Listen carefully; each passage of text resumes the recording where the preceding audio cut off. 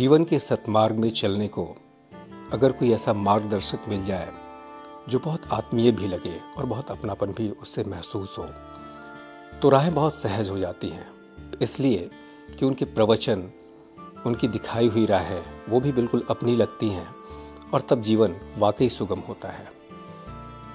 कुछ ऐसे ही आज एक शख्सियत से हम मिलने जा रहे हैं जिन्होंने पूरे विश्व में अपने सनातन संस्कृति और धर्म को सिर्फ प्रचारित प्रसारित ही नहीं किया, बल्कि उनके मन में, वहाँ के लोगों के मन में जो चेतना का संचार किया, उससे उन लोगों की जीवन की राहें भी बहुत आसान हुई। और आज उनसे हम एक मुलाकात और कुछ बात करके कुछ वैसे प्रश्नों के बारे में जानेंगे, जवाब जानेंगे जिसके बारे में बहुत सारे आम जनों के मन में वैसे सवाल उठते हैं जिसका जवाब उन लोगों के पास नहीं होता है। हम स्वागत कर रहे हैं अपने श्री जेजेटी यूनिवर्सिटी के स्टूडियो में परम पूज्य श्रद्धेय श्री देवकीनंदन जी महाराज का, जिन्होंने अभी पिछले दिनों 7 दिवसीय इनका कार्यक्रम चल रहा है यहाँ पे भागवत कथा का। और उसमें यहाँ पर जो लोग आए थे, आसपास के बहुत सारे लोग आए थे, मुंबई से करीब बहुत सारे लोग आए थे, 150 से ऊपर।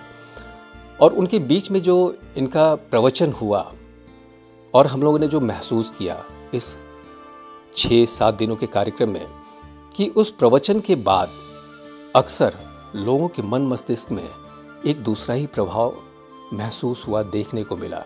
लोग जब बातचीत करते हुए निकलते थे वहाँ से तो बहुत संतुष्ट तरीके से लगता था कि जैसे जीवन की संतुष्टि उनको मिल रही है। जीवन की आपाधापी में जो अपने आप को वो खो रहे थे, महाराज जी के प्रवचन के बाद वो बहुत संतुष्ट होकर निकलते थे, मन उनका बड़ा शांत होकर निकलता था। हम स्वागत करते हैं परम पूज्य महाराज श्री देवकीनंदन ठाकुर जी का। आपका बहुत बहुत स्वागत है हमारे स्टूडियो में। महाराज जी, बहुत सारे ऐसे सवाल हैं जो आम जन के मन में होता है और आज इसीलिए उसी विशेष परिस्थिति के तहत हम आपसे उन सारे सवालों के जवाब जानकर सिर्फ ये कोशिश करेंगे कि वो जवाब पूरे विश्व के लोग जो सुनेंगे वो समझ सके। पहला सवाल तो ये कि धर्म एक ऐसा शब्द है, बहुत गूढ़ शब्द है, इसको बहुत सहज तरीके से कैसे परिभाषित किया जा सकता है? कि हम धर्म को नाना प्रकार से लोग इसका व्याख्यान करते हैं जी, नाना प्रकार से इस पे विवेचना करके बताते हैं जी। सनातन धर्म का मतलब ही है कि सत्य के पथ का गामी, जो सत्य पर चलने वाला, जो सच्चाई के मार्ग को कभी न छोड़ने वाला, वही सनातनी है, वही धर्मात्मा है। धर्म की संज्ञा अगर हम देंगे तो अलग अलग कंडीशन में, अलग अलग चीजों में हम लोगों को डिसाइड करना पड़ेगा जी। जैसे एक जगह पर कहा गया, हमारे वेदों में कहा गया, सत्यम ब्रुवात प्रियम ब्रुवात, सत्य बोलो जी, ये धर्म है जी। लेकिन प्रियम ब्रुवात, प्रिय सत्य बोलो जी, जो किसी की जान ले ले ऐसा सत्य मत बोलो। उदाहरण के तौर पे एक कसाई गाय के पीछे भाग रहा है, एक संत से पूछा कि भाई गाय किधर गई जी, तो अगर यहाँ सत्य बोल दिया जाएगा तो गाय की प्राण चले जाएंगे, जान चले जाएगी। जी, बिल्कुल। तो वहां गाय को बचाने के लिए असत्य ही धर्म है, असत्य ही धर्म है। मतलब जीव को बचाना, जीव पर दया करना, जीव को प्रेम का मार्ग दिखाना, सत्य का मार्ग दिखाना और अपने बड़ों का आदर करना, छोटों से लाड करना, प्यार करना और जो दीनहीन है उन पर दया करना, सत्य, प्रेम, करुणा, इन तीनों को जहां मिलाया जाएगा वहां धर्म उत्पन्न होगा। तो इसलिए हमें सत्य का पथगामी होना चाहिए, करुणा हृदय में होनी चाहिए और हमेशा दया का भाव रखकर जीवों की सेवा करनी चाहिए। यही धर्म सामान्य तौर पे जैसे लोग समझते हैं कि सनातन धर्म, हिंदू धर्म, इस्लाम धर्म, क्रिश्चियन का जो अपना एक धर्म होता है क्रिश्चियन का, इसको हम अगर सिर्फ आपने जो अभी कहा था कि सत्य जिसमें छुपा हो, जिसके पीछे सत्य खड़ा हो, वो धर्म है, तो इसको क्या, जैसे और भी लोग डिस्कस करते हैं, उस दरमियान निकलता है कि धर्म तो एक ही है सनातन, बाकी संप्रदाय है। नहीं, संप्रदाय भी नहीं, पंथ है सर, पंथ है ये जी। और धर्म जो है वो सनातन है। सनातन है जी। धर्म उसे कहते हैं जो तीनों कालों में कभी बाधित नहीं होता। आप ये समझ लीजिए जी, न जिसका आदि है, न मध्य है, न अंत है, जी, वो धर्म है। जैसे भगवान ऑलवेज हैं, जी। हर स्थिति में हैं, देश काल चहुविदिशहु माई, कहु सो कहां जहां प्रभु नाई। ऐसी जगह कौन सी है, ऐसा काल कौन सा है जिस जगह पे, जिस काल में भगवान नहीं है। तो सेम थिंग, अगर भगवान है तो धर्म है, धर्म है तो भगवान है, बिना भगवान के धर्म नहीं, धर्म के बिना भगवान नहीं। तो जैसे भगवान नित्य है वैसे धर्म भी नित्य है। और जो प्रगट, जिसका ये कह दें कि ये 2000 साल पुराना है कि 4000 साल पुराना है, वो धर्म हो ही नहीं सकता। इसका मतलब उसका जन्म हुआ है, और जिसका जन्म हुआ है तो उसकी मृत्यु भी निश्चित है। जिसका जन्म हुआ उसे मरना पड़ेगा। तो धर्म का तो कभी न जन्म हुआ है, न उसकी कभी मृत्यु होती है। धर्म था, है और रहेगा। इसीलिए इसको सनातन कहा गया है। सनातन का मतलब है सत्य, नित्य, नूतन। जो सत्य है, नित्य है, नूतन है। नूतन मन नया है, हर दिन नया है। जी, जी। सत्य जो तीनों कालों में कभी बाधित ही नहीं होता, भूत, भविष्य, वर्तमान, पास्ट, प्रेजेंट एंड फ्यूचर, तीनों जगह पर जो मौजूद है वही सनातन है, वही धर्म। अच्छा, आज की डेट में हम लोग देखते हैं, वैश्विक स्तर पर अगर देखते हैं तो बहुत सारे देशों में ये जो सनातन धर्म की हम बात कर रहे हैं, इसको बहुत अच्छी नज़र से लोग सिर्फ देख नहीं रहे हैं, इसकी इज्जत नहीं कर रहे हैं, बल्कि इसमें लोग शामिल हो रहे हैं। विदेशों में भी बहुत सारे ऐसे लोग हैं। इसका कारण किस तरीके से आप देखते हैं?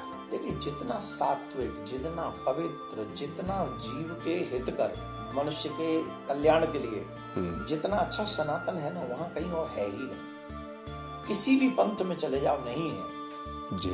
सनातन को इतना शुद्ध बना दिया गया कि उतने शुद्ध के साथ वो पूर्णतः बुद्ध बन गया। अगर सनातन का पथगामी है जी, तो शुद्ध से बुद्ध।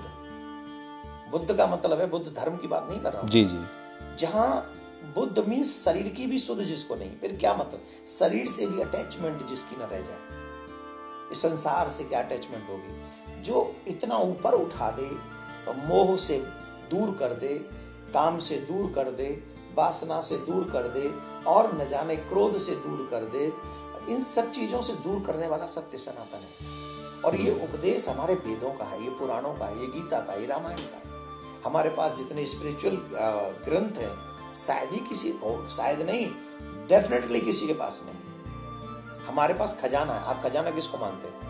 पैसा तो खजाना नहीं है ना जी। धन दौलत सोना की खजाना नहीं है। सबसे बड़ा खजाना है ज्ञान। अब किसी के पास एक है, किसी के पास दो है, किसी के पास चार है। हमारे पास 4 वेद, 6 शास्त्र, 18 पुराण, फिर 18 उपपुराण, और फिर चले जाओ वाल्मीकि रामायण, फिर गीता, फिर भागवत। और रामायण में भी कहते हैं रामायण शतकोटि अपार। एक दो रामायण नहीं है, हरि अनंत, हरि कथा अनंता। तो हम तो खजाने हैं, खजाने भरे पड़े हैं। जैसे क्योले की खदान से क्योला और सोने की खदान से सोना निकलता है, ऐसे ही हमारे ज्ञान है। भारत जो सनातन है वो ज्ञान की खान है। जितना चाहो निकाल लो, खत्म कभी नहीं होने वाला।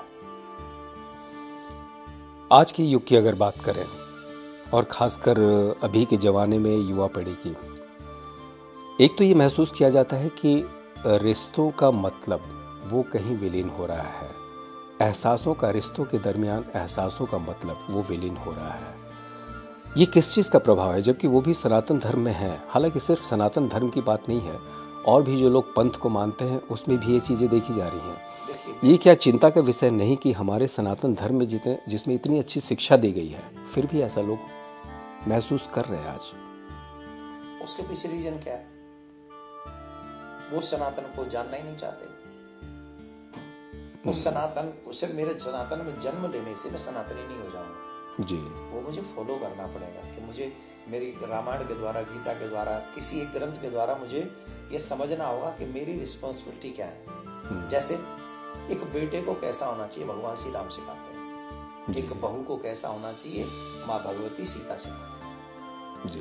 एक राजा को कैसा होना चाहिए, भगवान राम भी सिखाते हैं, भगवान श्याम सुंदर भी सिखाते हैं।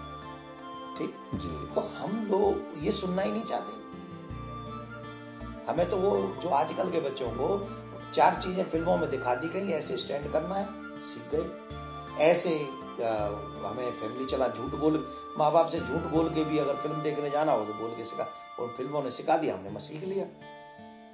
तो आपको लगता है कि अगर सीरियल से बच्चे अपनी फैमिली बचा लेंगे या फिल्म देखने से बचा लेंगे, ये कभी नहीं हो सकता, कभी भी नहीं हो सकता। आर्टिफिशियल चीजों से, आर्टिफिशियल कहानियों से हमारे सच्ची कहानी कभी भी प्रेरित नहीं हो सकती। सच्ची कहानी, अगर मैं कोई फिल्म थोड़ी बना रहा हूं इस समय, हम लोग जो जी रहे हैं अपने घरों में, कोई फिल्म थोड़ी है, कहानी थोड़ी है, हमें रियल लाइफ जी रहे हैं। और रियल लाइफ के लिए पर्दे के एक्टर एक्ट्रेस हमारे रोल मॉडल नहीं हो सकते, वो हमारे काम नहीं आ सकते। वो तो फेक कहानियां हैं, बनाई पैसे के लिए, दिखाई, एंजॉय किया, भागाए। और अगर हम उनसे प्रेरणा लेंगे तो घर टूटेंगे। लेकिन अगर वही हम अगर अपने आप को सनातनी कहने वाले, हर गृहस्थी अगर समझ ले कि राम जी का त्याग क्या है, लक्ष्मण का अपने भाई के प्रति दायित्व क्या है, सीता माँ का अपनी पत्नी के पत्नी होने के नाते अपने प्रभु के प्रति, ससुराल के प्रति, परिवार के प्रति रिस्पॉन्सिबिलिटी क्या है, और उन्होंने क्या नहीं किया।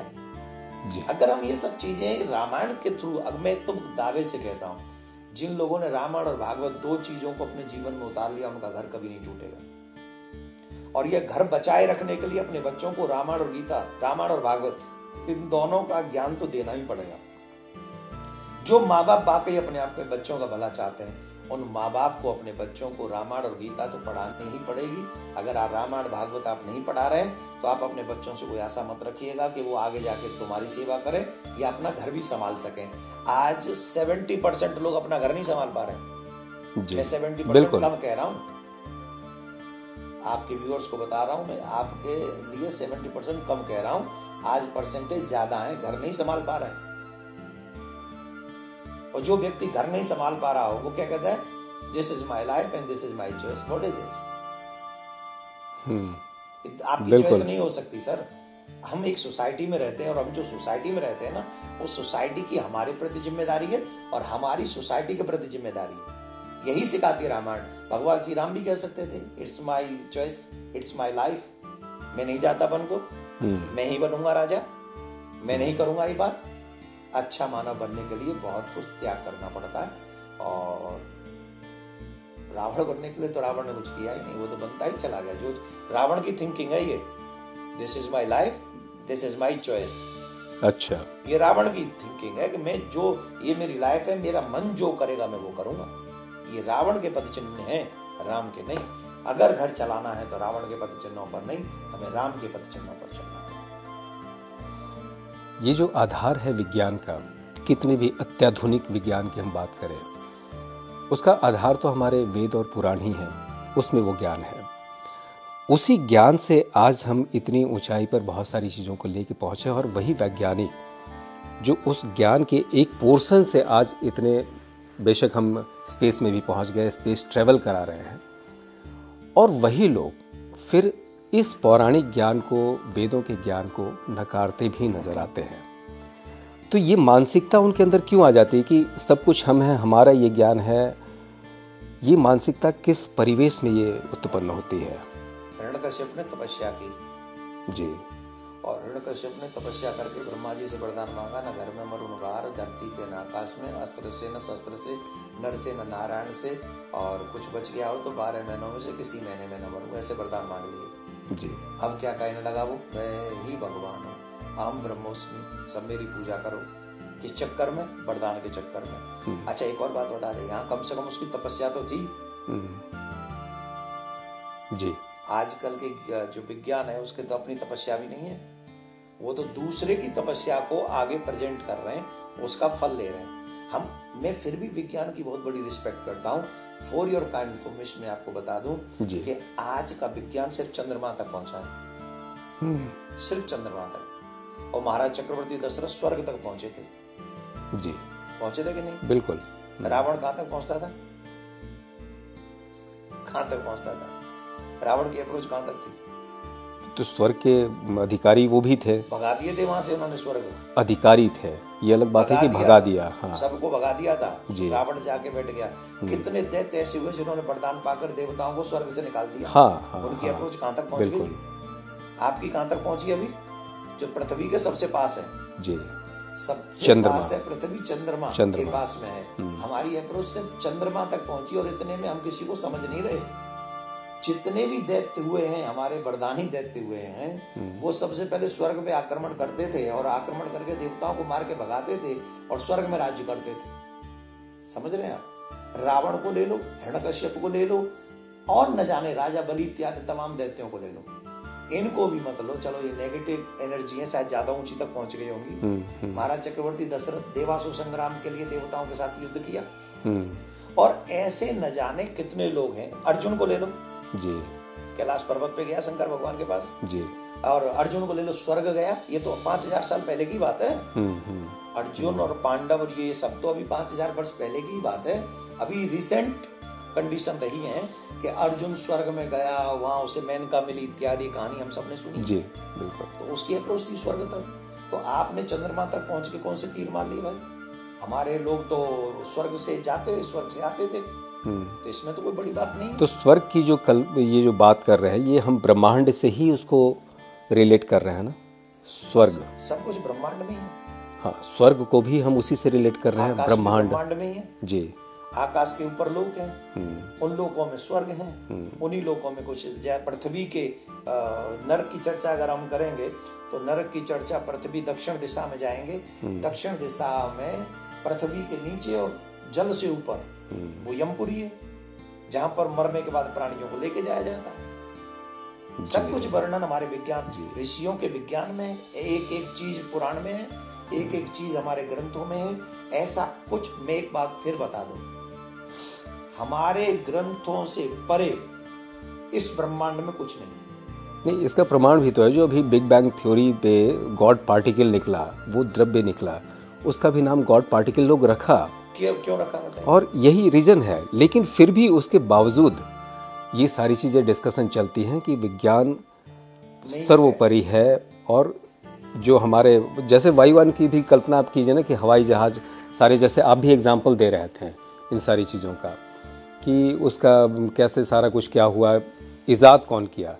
लेकिन हमारे यहाँ पुष्पक विमान कब से थे? नहीं, पुष्पक विमान से पहले हमें तो ये भी सुनने को और पढ़ने को मिला है, अगर आज के साइंस की भी बात करें जी, ये जो विमान आधुनिक जो विमान बना है आज भी जो है जी, वो हमारे किसी भारतीय ने उसका निर्माण किया। हाँ हाँ, ये हमारे महाराष्ट्र के। हाँ। और उस पर एक बहुत अच्छी फिल्म भी बनी है, हवाई ज़्यादा, और उसमें सारी घटनाक्रम, लेकिन वो हमें नहीं पता। हाँ, हवाई ज़्यादा वो बहुत, हाँ, लेकिन क्या है कि वो हमारे किसी महाराष्ट्र के व्यक्ति और उस थ्योरी को चुरा के कोई और ले गया, उसने बना डाली। तो वो भारतीय तो था, मराठी तो था, उस मराठी ने बनाया किस बेस पे वो प्लान। और ये बिग बैंग थ्योरी भी जो निकाला गया, इसमें भी बोसोन जो है हमारे यहाँ के वैज्ञानिक थे, तो इनके नाम से था। हमारा जो ऋषियों का भी तो साइंस है जी। अभी तो इस विमान को चलाने के लिए फ्यूल देना पड़ता है, स्पीड लिमिट। इस विमान की स्पीड लिमिट है कि इतने से इतने तक जाएगा।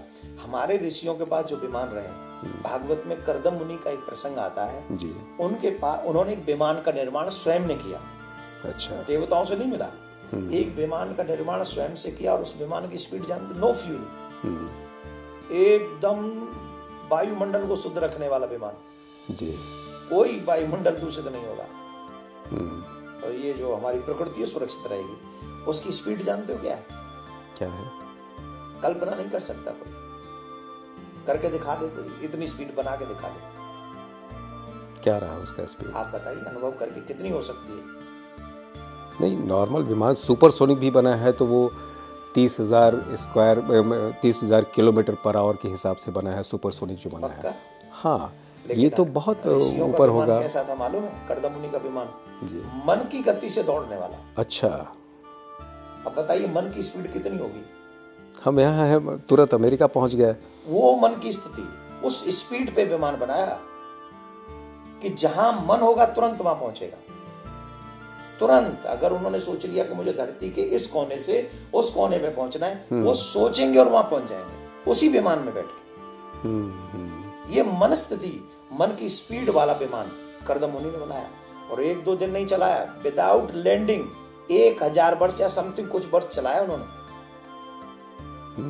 पूरा उल्लेख है भागवत में। बताइए, इन सारी चीजों का ज्ञान आज की पीढ़ी में तो है ही नहीं, क्योंकि जानना नहीं चाहते। हाँ, एक बहुत प्रैक्टिकल बात, आज के लाइफ में अगर हम लोग देखते हैं, उसका रास्ता क्या हो सकता है। ज़िंदगी बहुत भागम भाग की हर किसी की हो गई है, खासकर मेट्रो सिटी में।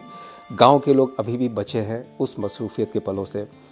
तो ये भागम भाग वाली जो लाइफ होगी है, उनकी भी मजबूरी है कि पैसे कमाना, चूँकि परिवार से अब अलग न्यूक्लियर फैमिली में रह रहे हैं। सुबह बहुत सारे ऐसे ऑफिस हो रहे हैं कि पूरी रात जगते हैं लोग।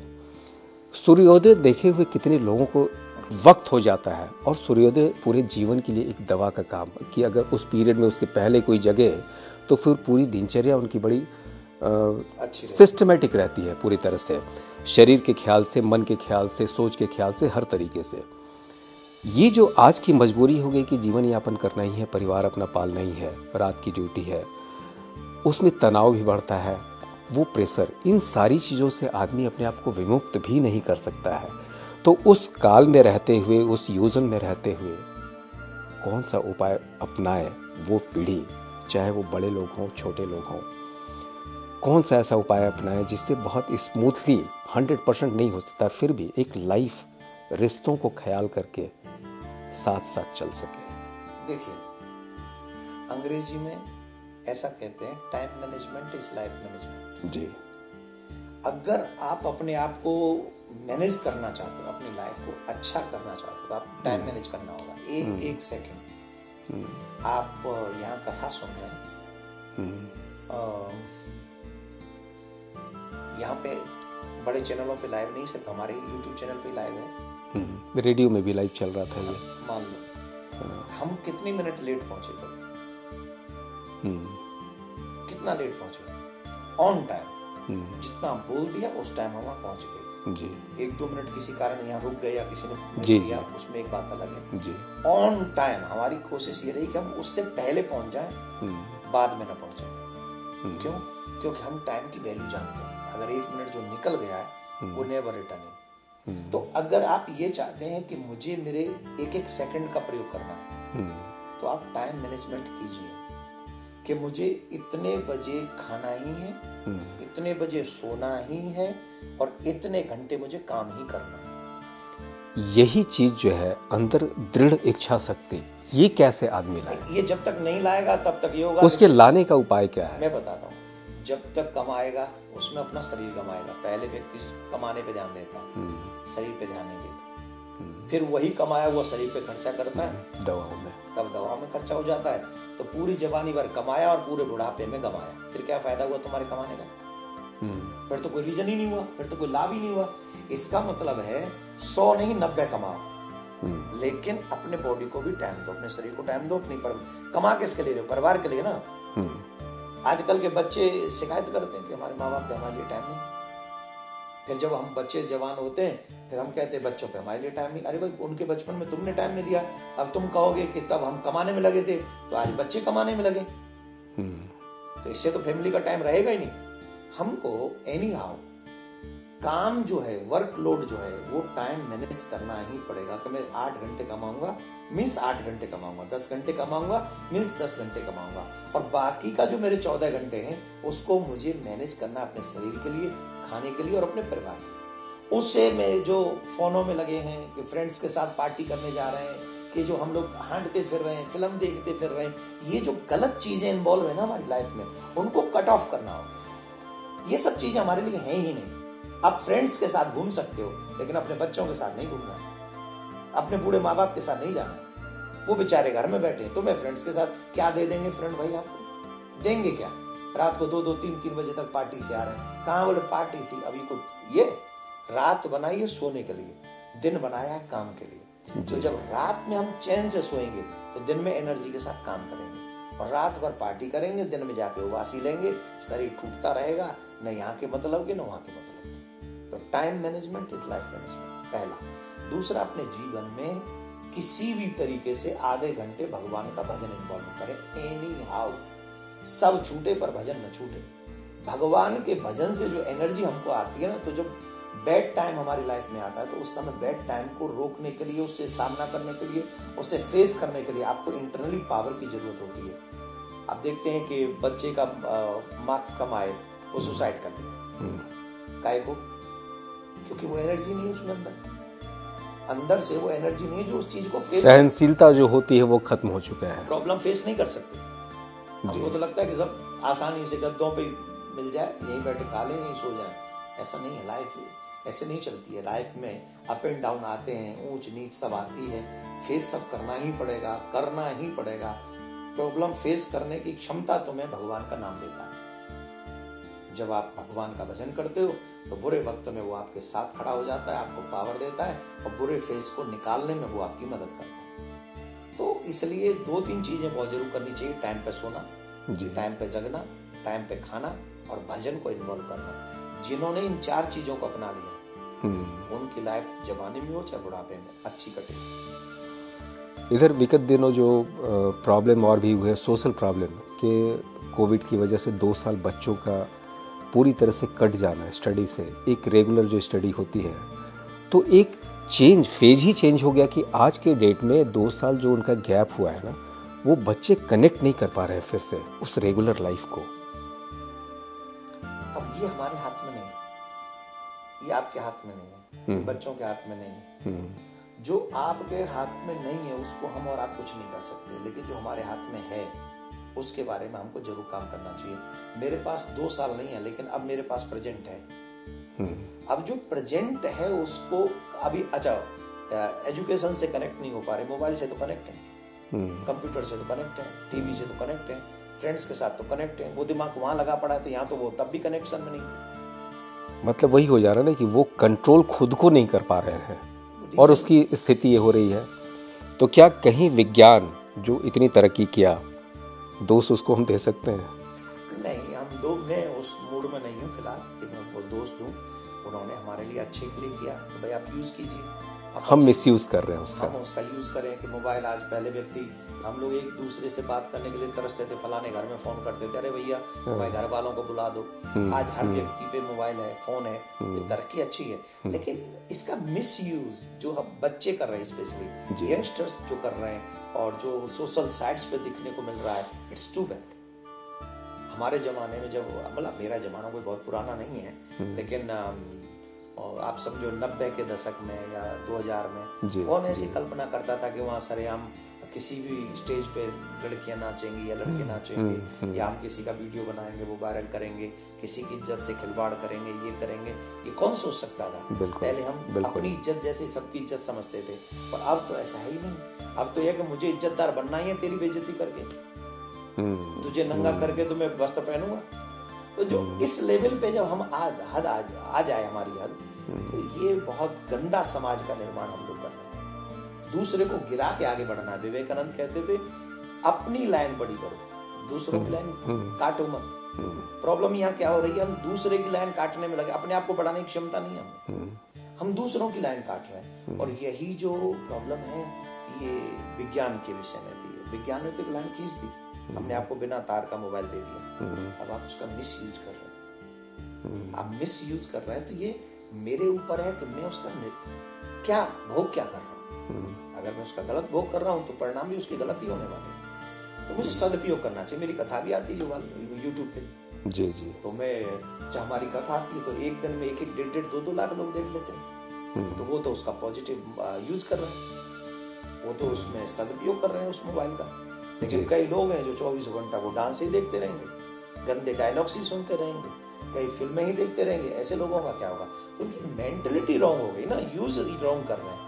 विज्ञान ने तो अच्छा ही किया, विज्ञान को तो हम साधुवाद देंगे इस विषय में। तो इस फेज से जो आपका भरोसा, जिस मिशन को आप लेके चले हैं कि लोगों की मानसिकता उस लेवल पे आ जाए कि जीवन जो आदमी जी रहा है उसकी सार्थकता महसूस हो, आपका अपना भरोसा क्या कहता है कि आप जैसे जिस मिशन को लेके चल रहे हैं कि लोगों को अच्छे ज्ञान देना, रास्ते अच्छे बताना, क्या कभी ऐसा हम लोग उम्मीद कर सकते हैं या आने वाली पीढ़ी उम्मीद कर सकती है कि जिस सोच के तहत हम लोगों को चलना चाहिए, जो ज्ञान हम लोग को मिल रहा है, आप जैसे लोग प्रबुद्ध लोगों से मिल रहा है, क्या कभी वैसा समाज का निर्माण फिर से हो सकता है?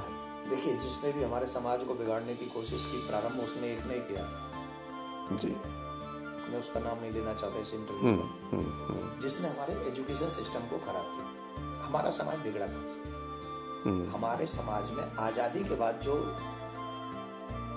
हमारा समाज जब हम आजाद नहीं थे ना, उससे पहले भी हम 96% हमारी एजुकेशन थी, हमारे पॉपुलेशन में 96%। आज हम आजादी के इतने बाद भी 96% नहीं पहुंचे। लेकिन उस व्यक्ति ने, जिसने हमारी सभ्यता को तोड़ना निर्णय कर लिया, उस खुद तो चले गए, लेकिन ऐसी चीज छोड़ के चले गए इस देश में। टाई पहन लो तो आपको लोग कहेंगे अरे यार बड़ा आदमी है। 4 शब्द अंग्रेजी के बोल दो, लोग कहेंगे अरे वाह क्या बात है, वाह, यूं कहेंगे वाह। कभी कभी हम जब इंग्लिश यूज करते हैं तो आज के पढ़े लिखे इंग्लिश मीडियम स्कूल में पढ़े लिखे स्टूडेंट क्या कहते हैं, वाह ही इज यूजिंग इंग्लिश। उनको आश्चर्य इस बात का कि पंडित जी इंग्लिश बोल रहे हैं। अब वो इम्प्रेस हो गए और लग गए कथा में, अरे कोई बात होगी। लेकिन अगर कोई संस्कृत में बोले, उसका अर्थ करे, तो अरे इट्स ओके, पंडित जी काम कर। What is this? मतलब हम आजाद हो गए पर हमारी मानसिकता आजाद नहीं हो पाई। हमें अंग्रेजों की गुलामी से आज भी हम आजाद नहीं हुए। उन्होंने उसको छोड़ा यहाँ पे कि इनको गुलाम करके रखो, वो आज हम गुलाम हैं। मैं फिर कह रहा हूँ कि हम लोग सब जितने भी सनातनियों के हाथों में एजुकेशन सिस्टम है, पढ़ाई है जो हमारे बच्चों को चाहिए, लेकिन धीरे धीरे हमें थोड़े चेंजेस लाने होंगे। जैसे स्टूडेंट को माथे पे तिलक लगवाएं, सिखा रखवाएं, उन्हें रामायण के विषय में समझाएं, उन्हें राम के विषय में समझाएं। जब जो चीजें, और जैसे स्कूल कॉलेजों में क्या होता है, लड़के लड़कियों को डांस करवाते गानों पे, बॉलीवुड के गानों पे। अब जो छोटी हैं तो ठीक है, जब बड़ी होकर डांस करती हैं तो मम्मी पापा कहते नो ये अच्छा नहीं। अब क्यों अच्छा नहीं? अब तुम जवान हो गई तो ये चीज तो पहले से रोकनी चाहिए थी।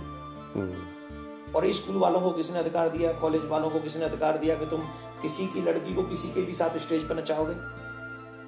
उन्हीं का पैसा लो, उन्हीं के बच्चे लो, उन्हीं के बच्चों को चरित्रहीन बना के उनको घर। वो तो समाज के खुलेपन की दुहाई देते हैं कि हम किसी में फर्क नहीं करते हैं। अरे फर्क नहीं करते तो लड़की लड़की को करा दो, लड़की को लड़का बना। हमारे यहाँ पहले जो लीलाएं हुआ करती थी उसमें कभी लेडीज नहीं हुआ करती थी, पुरुष कोई लड़की का लड़की बनाकर, बिल्कुल। तो अगर लड़की का है तो लड़की के साथ डांस करा दो, लड़कों का है तो लड़के लड़कों को डांस करा दो। प्रॉब्लम कहाँ रही? इक्वली रखो ना, दोनों का ही एक एक बार डांस कराओ, दो एक पे दो लड़के। अब जरूरी तो नहीं है कि लड़की को लड़के के साथ नचाओगे। चरित्रहीनता तो परोस रहे हो, कॉलेज स्कूल विद्यालय चरित्रहीनता परोस रहे। आप भाई साहब क्या आप सिर्फ ये क्या बोलते हैं कि हम आधुनिक होने के नाते हम लोग अपने घर थोड़ी बर्बाद करेंगे। आधुनिक बनिए ना, समाज को आधुनिक बनाइए। हम भी आधुनिक हैं जी, हम भी मोबाइल यूज करते हैं, हम कोई फालतू थोड़ी, हम आधुनिक नहीं है क्या? लेकिन हम आजकल के आधुनिक लोगों से ज्यादा अच्छे हैं। हम आज के आधुनिक युग में भी धोती पहन के रहते हैं, पटका डाल के रहते हैं। हम नंगे नहीं हुए, हमने फटी हुई जीन्स नहीं पहनी, हम भी तो आधुनिक हैं। मतलब आधुनिकता रखें लेकिन संस्कारों के साथ। ये पकड़िए बात आपने। हम कितने भी आधुनिक हो जाएं पर संस्कार अपने कभी नहीं छोड़ने चाहिए। और आधुनिक तो होना ही पड़ेगा। इस वर्ल्ड में हम लोग कदम से कदम मिला के चल रहे हैं, हमें किसी से पीछे थोड़ी रहना। लेकिन ऐसे थोड़ी कि जो वहाँ जो पाश्चात्य कल्चर है वो हम अपने घर में डाल देंगे लाके। वहां तो सब साथ में पीते हैं, साथ में खेलते हैं, साथ में क्या क्या नहीं करते हैं। तो हम थोड़ी करेंगे अपने घरों में ऐसा।